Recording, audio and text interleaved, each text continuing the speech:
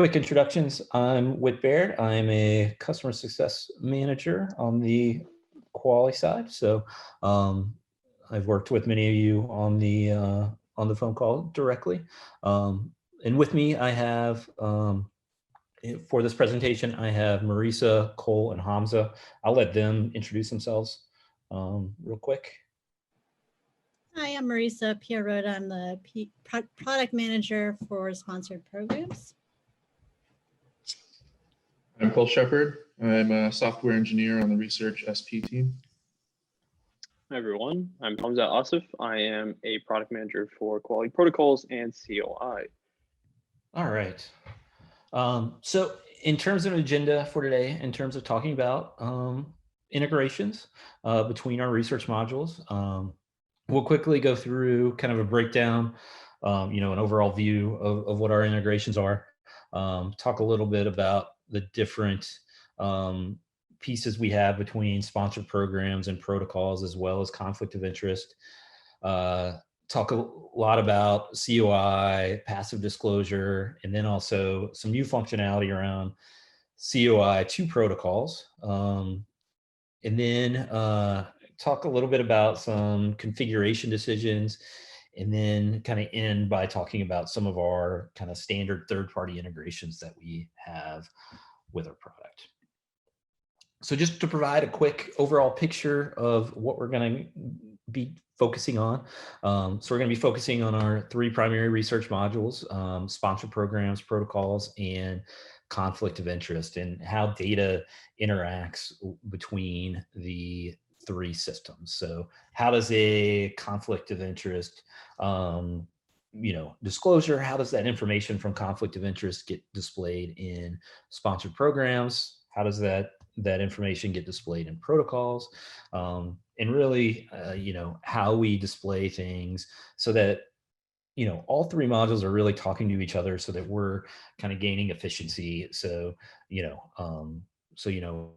a protocol is attached to a sponsored programs proposal, you can quickly see what the status of that in protocols, and be able to quickly share that information and see exactly where things stand between modules. So this kind of shows the different things that we have related between each of our modules. But with that, I'm going to turn it over to Marisa to talk about the sponsor programs integrations. So if you're unfamiliar with protocols, I just wanted to give you a brief description of a protocol being the detailed study plan for a research project. And this study plan is the type of information that has to pass review from an institutional review board. They may be research projects that contain human subjects, animal subjects, biohazards, and they require review and approval of these protocols prior to the start of the study. So you'll see in our protocols system that you can store information on IRB, which is for human subject, IACUC, which is for animals, and IBC, which is for biosafety. Studies that have to do with biohazards, recombinant DNA, infectious materials, etc. The integration between sponsored programs and protocols ensures that users and reviewers have access to this compliance information. And that's really important as you are thinking about submitting a proposal or executing an award to make sure that they've gained the approval that they need. Next slide.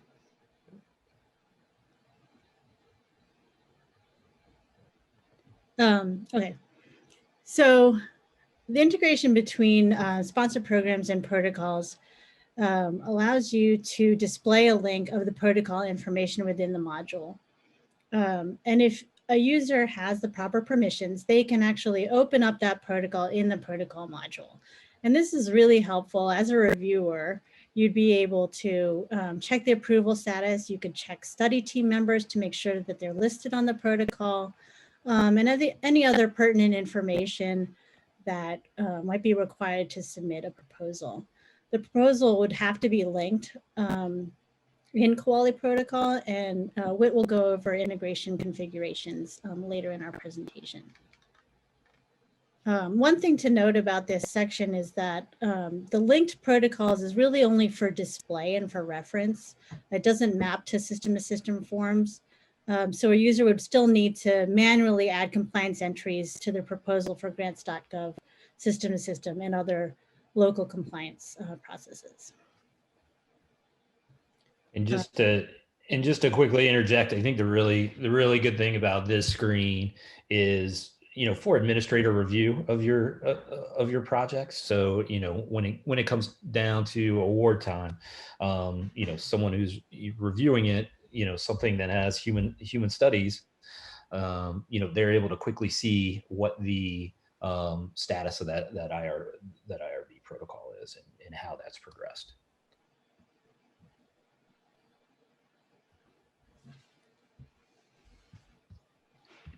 All right.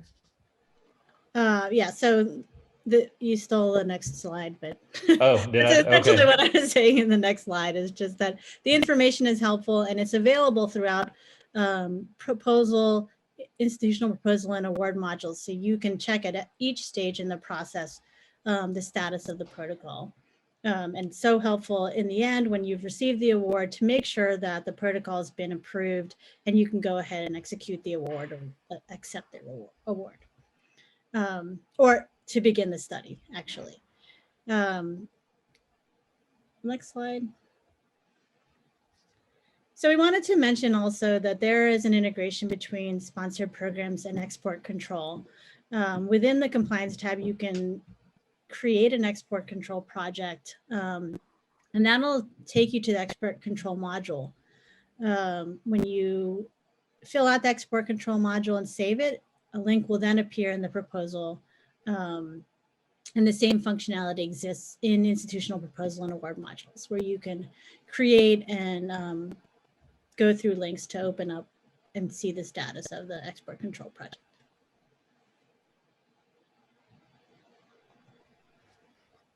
We did, Marisa, before you move on, we had a question kind of come up in the chat. Okay. And John had asked, can these be linked to an institute proposal and then have it show up in Medusa? It's linked in, it is linked in the IP. So you would be able, I assume you're talking about the protocol. You can see the links in IP as well. And I'm not sure about Medusa. Medusa would show you that there. Wait, you're shaking your head? There's not a direct link in Medusa at this point in time. So it would just show your links through award and protocol and IP, right? Yeah, it would be direct. You would have to go to that compliance page directly to see the links.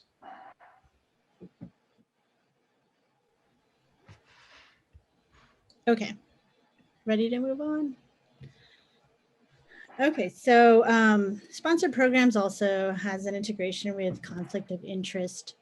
As you may know, conflict of interest refers to situations in which financial or other personal considerations may compromise or have the appearance of compromising a researcher's professional judgment in conducting or reporting research. So federal, state, and university policies and guidelines may govern the disclosure, but your institution policies will really dictate how that disclosure happens, how often, and who has to disclose the information. So often it'll be yearly or within a certain amount of time of a change in conflict of interest.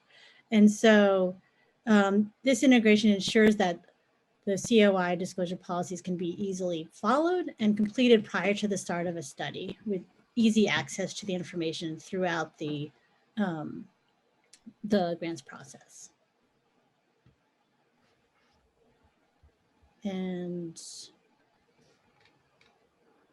I will turn it over to Cole to talk about how we've further integrated COI into sponsored projects. Yeah, so we have a feature called passive disclosure for COIs, where basically customers utilizing the proposal development module in sponsored programs can control who must update their COI disclosures on a per project basis. And to do so, you can configure yes/no questions at either the proposal level or at the proposal certification or person certification level rather. So in that screenshot, you can see there's a little test question at the proposal level under the generic demo questionnaire. Are you required to disclose COIs for this project? And in a real production environment, there would be a more meaningful question there. Next slide. So if any of the questions that you configure are answered yes, then the project will require an update to the user's disclosure in the Kuali Research COI module. Next slide. And if disclosure is required, this flag will carry forward from the proposal development stage to the institutional proposal stage and award. And the field is displayed as disclosure required under this section of the application. And the field can also be manually changed under institutional proposals and awards, in addition to automatically being set at the proposal development stage. Next slide. So to configure these yes/no questions, there is this parameter here where you specify a comma-separated list of question IDs. And this might be a little too much detail if we're going at a high-level view, but if you want more information, you can find out how to configure this parameter and questions and things like that with the 2 links in the Kuali Zendesk website.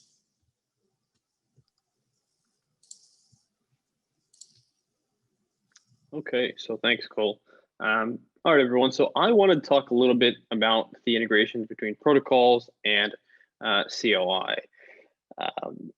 As kind of my colleagues have touched on, I think the compliance modules themselves rely on this sort of interoperability to deliver sort of a clear and consistent transfer of information. Integrations are sort of across these products obviously is key because it kind of streamlines the workflow between various offices that might sort of fall under the umbrella of research compliance. And having sort of products that can talk to each other, I think is something that the group can attest to, that it speeds up just the flow of information. I think it results in less kind of data transfer and data loss that might have otherwise been kind of tracked manually. And in best case scenarios, maybe it also results in kind of reduced overall sort of operational costs for some of the research teams. So I'd like to touch in kind of with this first thing that what has brought us to is a new kind of feature that was built in the last few months within protocols to talk to COI, and that's really just a disclosure status gadget. Now, maybe it's not too important to kind of get into how it works, but it functions through essentially a messaging queue service to where any user kind of in Kuali COI that might be listed onto a protocol will have their disclosure information display. It's kind of it represents the entry level or the introduction of our linking between Kuali protocols and COI. And I think it helps kind of deliver some of that information in a timely manner, again, for those personnel who are listed on a protocol and who might have an open disclosure. And so if you could just take us to the next slide. Okay. The way it essentially works is on a template, system configurers will find that there is sort of a disclosure status gadget. And once that's inputted on the form, the way that works is, again, through kind of that messaging queue service. What the team might, or what you all might see here, is that you have a little table that populates, and that'll just kind of show the disclosure info, and it'll show a status and a disposition. And I think some key distinctions maybe to make here are that admins in the system, so an IRB admin, an IACUC admin, IBC admin, they will be able to see the full kind of the status and disposition of a user's disclosure, whereas sort of other researchers, kind of the co-investigator on a protocol, or maybe a clinical research coordinator that's listed on a protocol, these roles will only be able to see the status, not the disposition.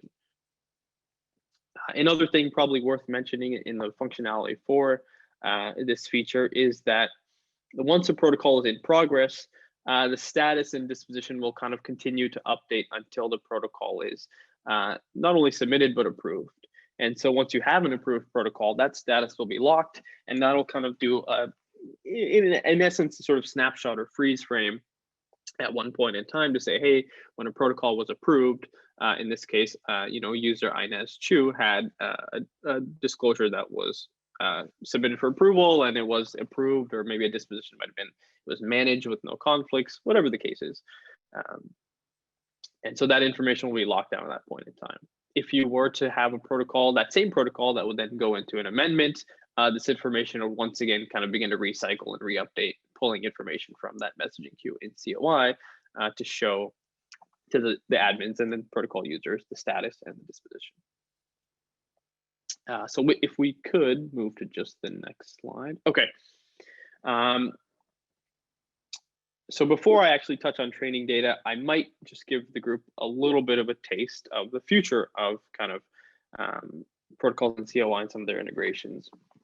I think one thing that the team is looking to work on in perhaps the latter part of the year, or maybe early next year, is the ability to then add protocols as projects. And while we kind of don't have the full details sort of hashed out for this, essentially being able to configure rules for protocols in kind of that managed projects page in COI, having rules configured, ensuring that kind of a user is only disclosing once or the appropriate times when they need to, and then having that project kind of information populate sort of here in this personnel table for the appropriate personnel who are listed on that project. And so now I'll jump into training data, which is also a common integration. Both protocols and COI leverage training data for their users. In this case, kind of the example that I've used here is just that we have a protocol in the personnel table. We have kind of the gadget that's added onto the form. And in this case, we can see kind of the IBC training for respective users to say, hey, they're trained and insured. And I think I might be kind of being a little bit redundant, but I'm sure the group is aware, obviously, that it's imperative kind of users are trained sufficiently because this allows kind of a safe method to conduct the research itself. I think Whit will touch on a couple more things, but I will pass it on to you then, Whit.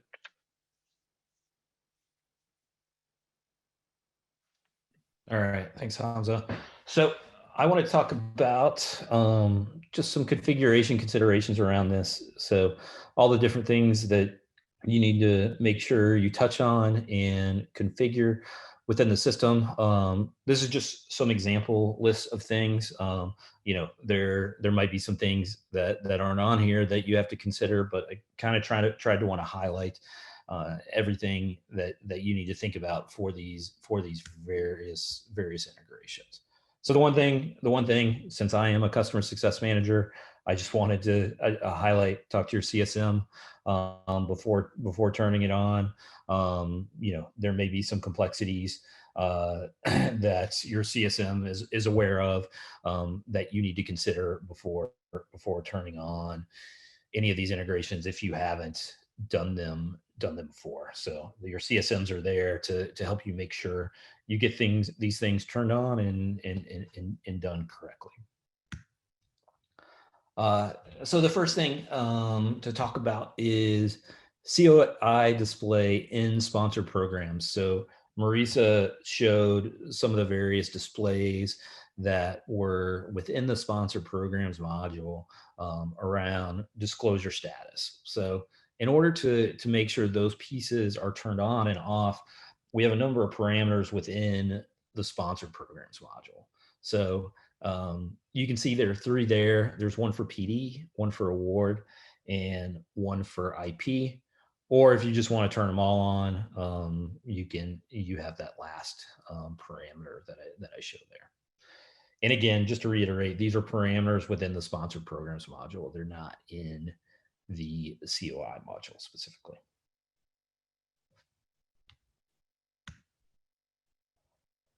Another thing you need to think about is sponsor hierarchies. So, so when you're integrating with sponsored programs and COI, you may want to only disclose projects for certain sponsors within your sponsor hierarchy. Maybe you only want to, you're only worried about federal requirements and you only want to disclose for your federal sponsor. So In that case, you would want to set up a sponsor hierarchy within the sponsored programs module that you could then specify in COI to only pull in those specific sponsors within that sponsor hierarchy. In the adverse, the opposite, if you want to disclose on all sponsors, just don't specify a specific sponsor hierarchy, and all projects from all sponsors would push across.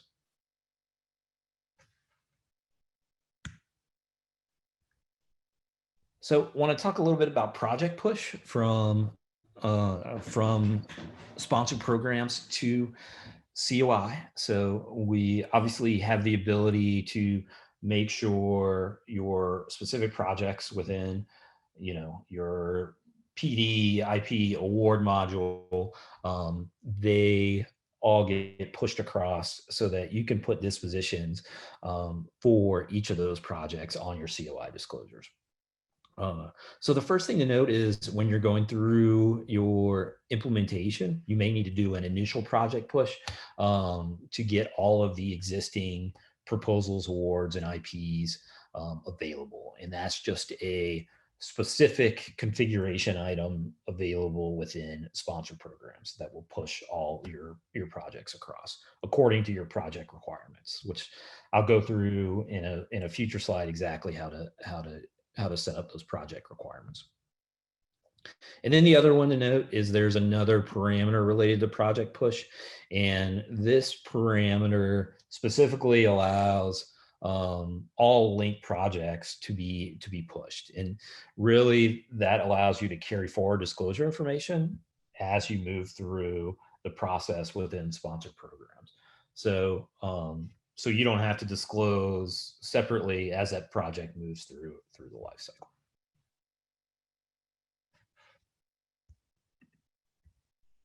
All right. And as I noted, wanted to talk a little bit about project requirements and what you have to configure. So specifically in the COI module, for pushing across projects, you have this project requirements page, which allows you to configure what exactly you need. So there are a number of out of the box project types. So obviously, your things like your proposal, your IB, your IPs, your protocols, your awards. Those are all your kind of standard project types, which you can integrate with. And it doesn't allow you to remove them, but you can inactivate or activate them as appropriate. You can also see at the top of this slide, there's the ability to do manual project. So that's just for any kind of manual projects where if you're tracking in another system, you can have those added to your COI disclosures as well.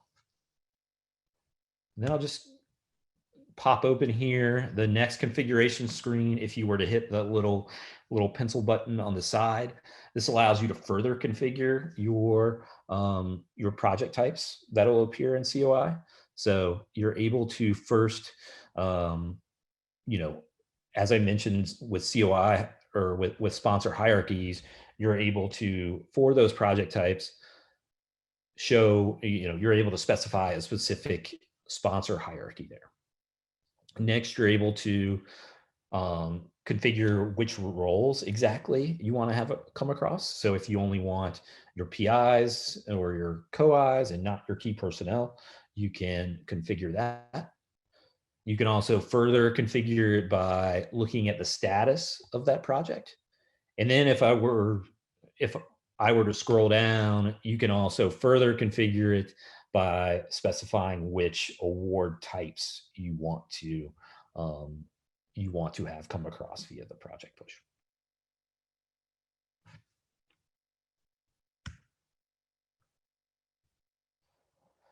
So that was project push. Just a little plug on COI project gadgets. Within the COI disclosure forms, you're able to display information about your project, and the way you would do that is you would select your specific specific items from the project gadgets. Within, you know, when you're updating your template, you can put those in as appropriate.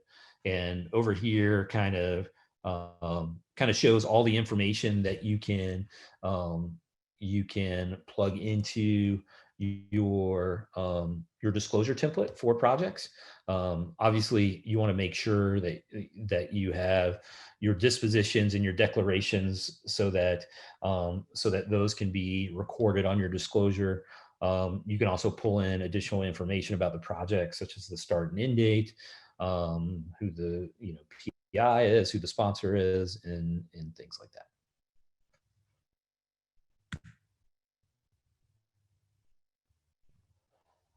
And I knew Marisa Marisa touched on this, so just to quickly show you what you need to do in order to display link protocols within sponsor programs.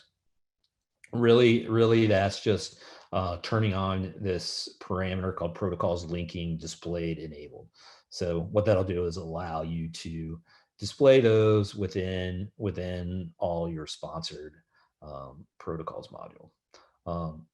Another thing to note is, I don't know if we touched on this before, is, in order to actually view the protocol from sponsored programs, you would still need access to the actual protocols.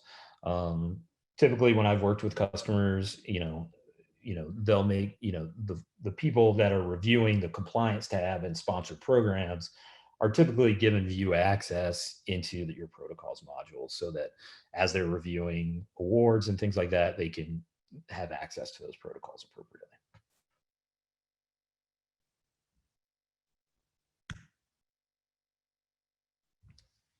And just a little information about funding sources in protocols. So what you can display in protocols for funding sources for sponsored programs. So there's basically, when you're in a template, in order to add the funding source gadget, you can see in the lower right, there's a specific funding sources gadget that you can select for your template within the protocols module.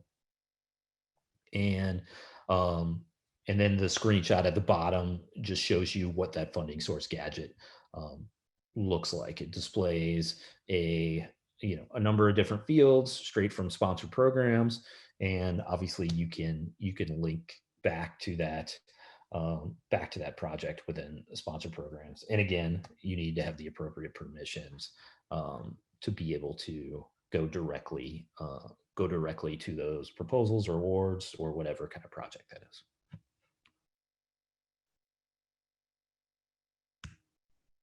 Before I go to city, I'll pause to see if there are any questions. I don't see any in the chat, but just want to check if anyone had anything.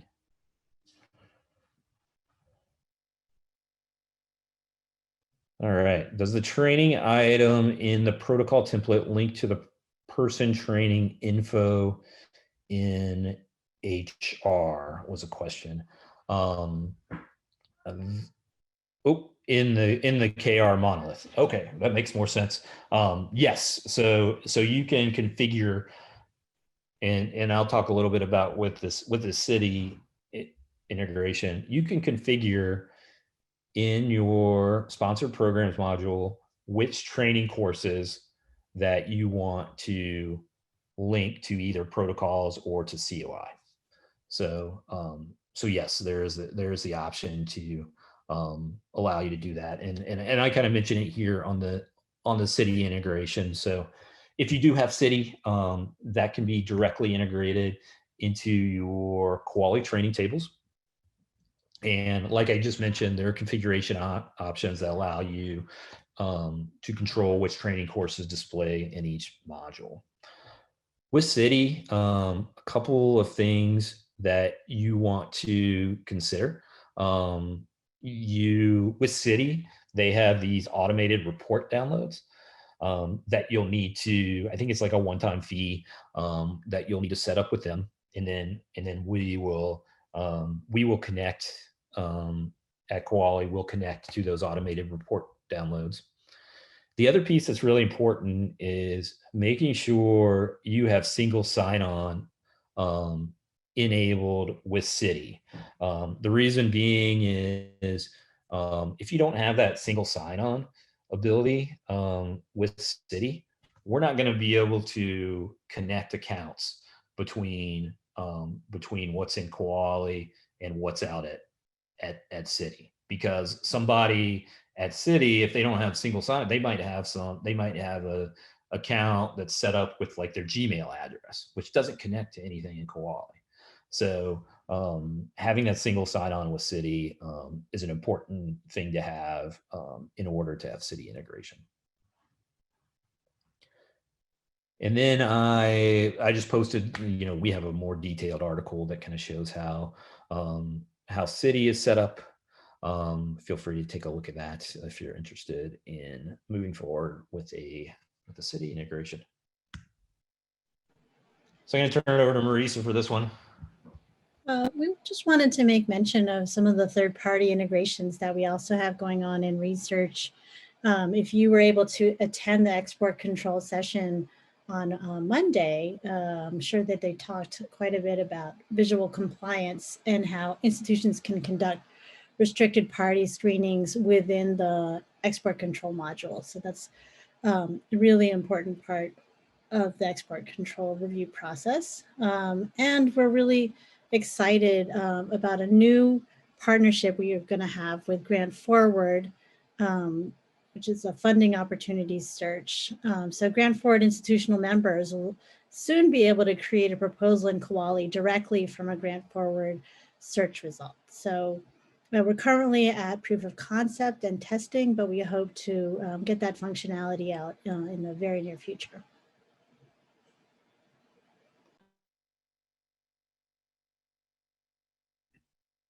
All right. We're already to the Q&A section. Any additional questions from anybody?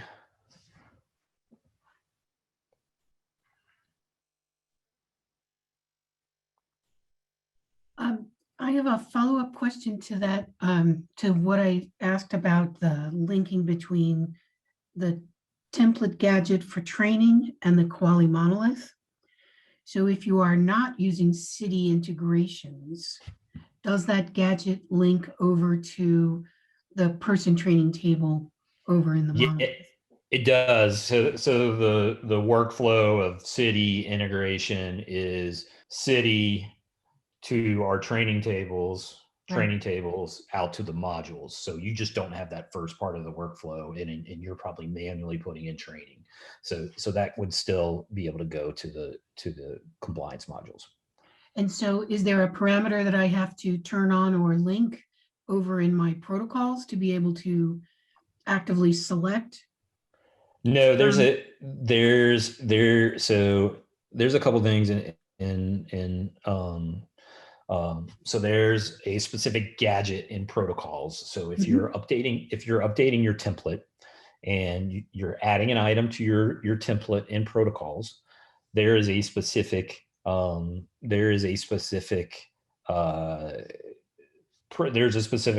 sources training. There's a specific training gadget that you can add in.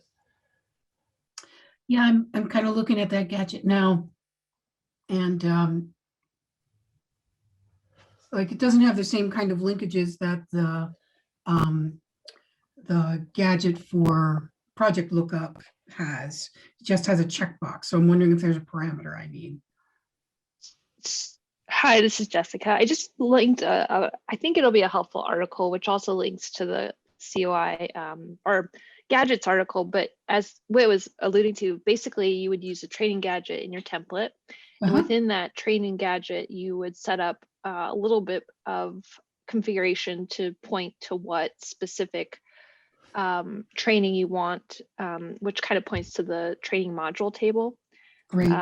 So that's kind of how it connects back. But if you have any questions with those things, let us know. You can submit a support ticket. Thanks for the article, Jess. Sure. Yep. Thanks, Jessica. No problem.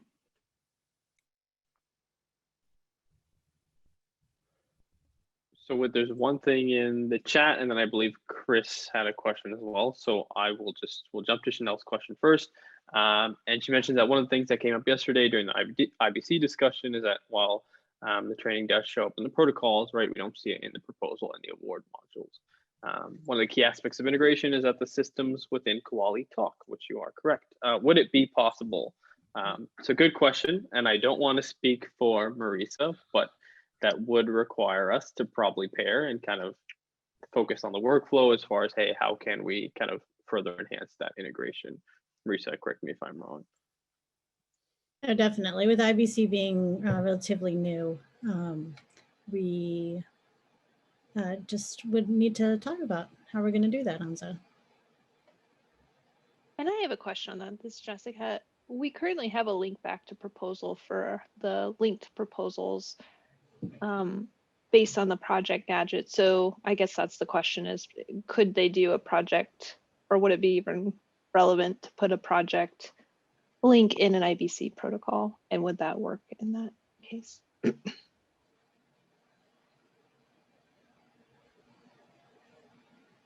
I'm not as familiar with the like functional process on the IBC side of things to know if that's I'm not usual. particularly. It could, I think, in theory work, but I'm also even not too particularly sure, because I think conceptually you can like add it and then it should pick it up. Yeah, I don't know that we tested that specifically, but in theory, I think it should. Oh, Chanel was saying, that may be. So it sounds like in your IBC, you would probably incorporate the project gadget in the template, possibly. So that might be it. Might be a path, but we would have to definitely test that.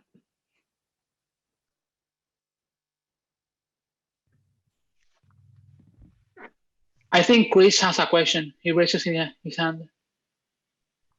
Hi, everyone. Chris from the University of Waterloo. For those of us just on protocols, do we have any options for integrating into training data of some sort? This would be our own personal training data we maintain on campus.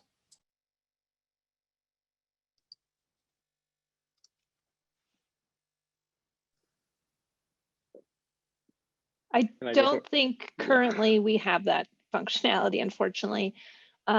We've talked about maybe storing that information somewhere other than the monolith long term, maybe in core users, something of that nature, but we're pretty far away from, I think, doing any type of work related to that. I don't know if Hamza or has something else. Yeah, I was just going to say, I don't particularly know how that would fall on the monolith side, but yeah, as it does exist, Chris, it would be difficult, or rather you'd be unable to kind of capture the data and then link back into protocols. Okay, thank you. So we do have this slide. I think there is sort of a link in a top right corner somewhere in Socio to rate the session. It's maybe like a star rating and an optional comment if you'd like. Please feel free to give us any feedback. It would be very much appreciated. Well, thanks, everyone. Thanks so much, everyone. The rest of your Kuali days.